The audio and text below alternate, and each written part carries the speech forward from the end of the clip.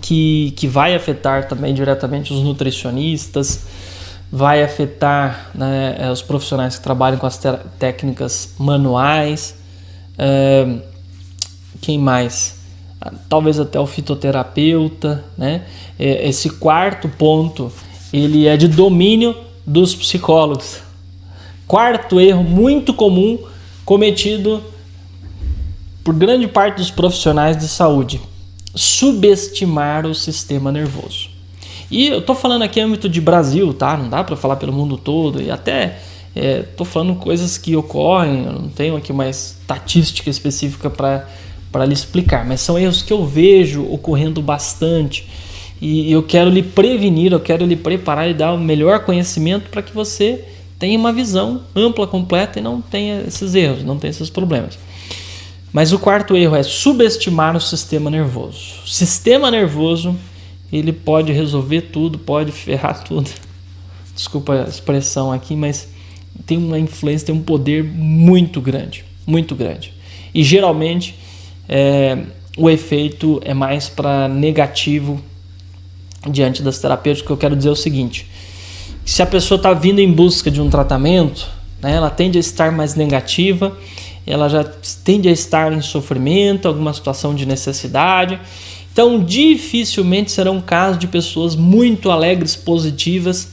Estas pessoas que têm uma mente poderosa, elas estão bem e muitas vezes não vêm atrás de um atendimento, ou vêm atrás de um atendimento preventivo, né? De um cuidado preventivo, anti-aging, anti-envelhecimento, da horta molecular e tudo mais. Mas, em geral, né, as pessoas têm esse pilar desestruturado da saúde, que é o sistema nervoso, o emocional.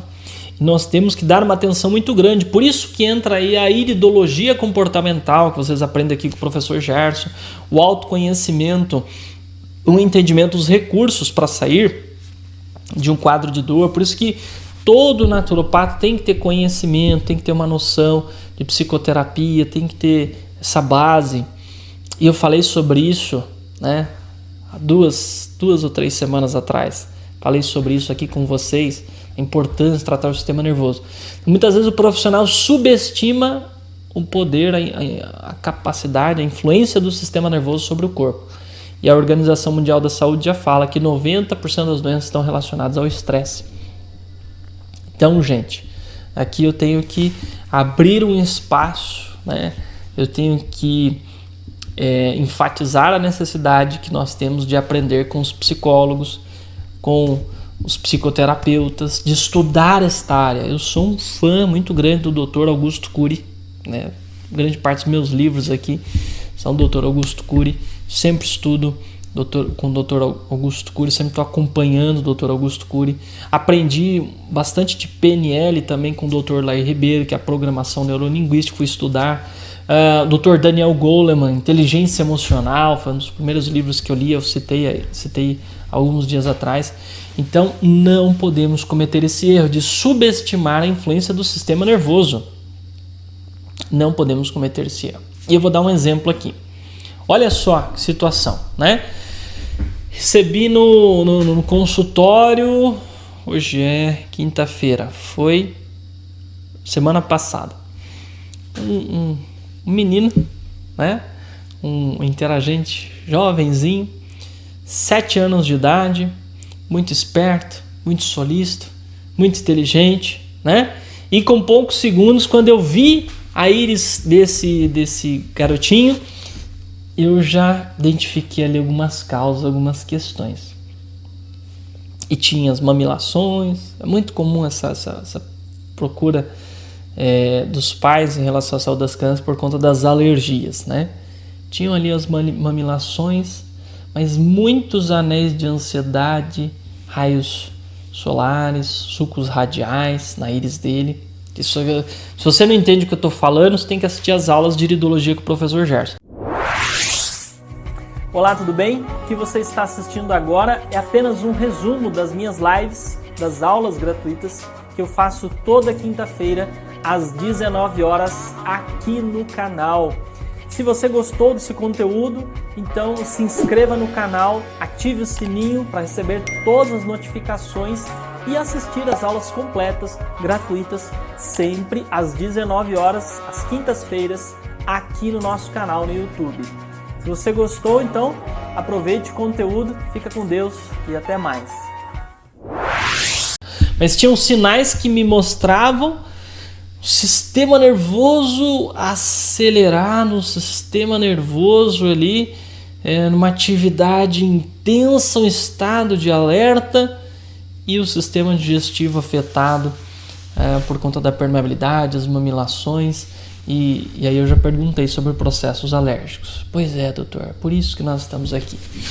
Ele sofre uma coriza contínua já há muitos anos, nós fizemos inúmeros tratamentos e nada resolve, já fizemos isso, já fizemos aquilo e tudo mais, e nada resolve. E eu conversando, percebi que os pais são bem orientados, esclarecidos, né?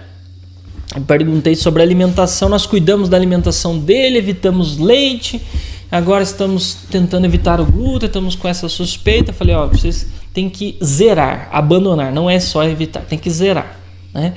Glúten, açúcar, dei uma aula falando sobre os alimentos inflamatórios, sobre o ômega 6, tirar o óleo vegetal e tudo mais. Falei bastante sobre as alergias.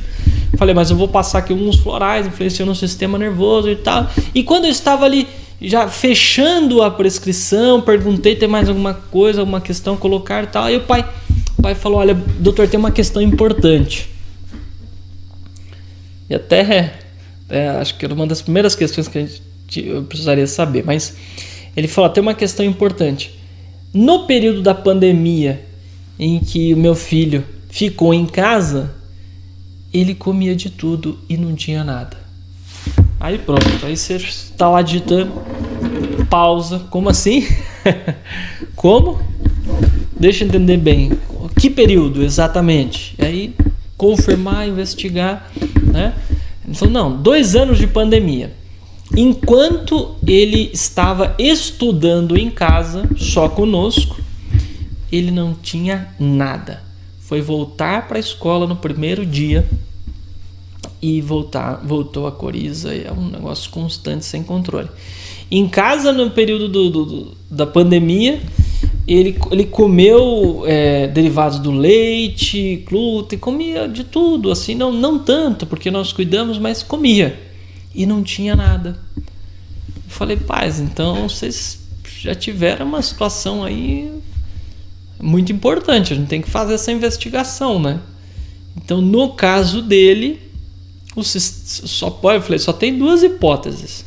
Ou tem algum elemento que está sendo agressor, algum alérgeno, alguma coisa na escola, entre as crianças ali que está afetando ele, alguma coisa que ele é alérgico, que eu não creio que seja isso. Ou, né, minha primeira opinião é para o sistema nervoso. Ele se empolga muito, chega na escola quando vê os colegas e tudo mais. E os pais falaram, pois é, não é só na escola, não. Quando encontra amigos, vai numa festa, vai a algum lugar, quando ele vê criança, ele fica ruim.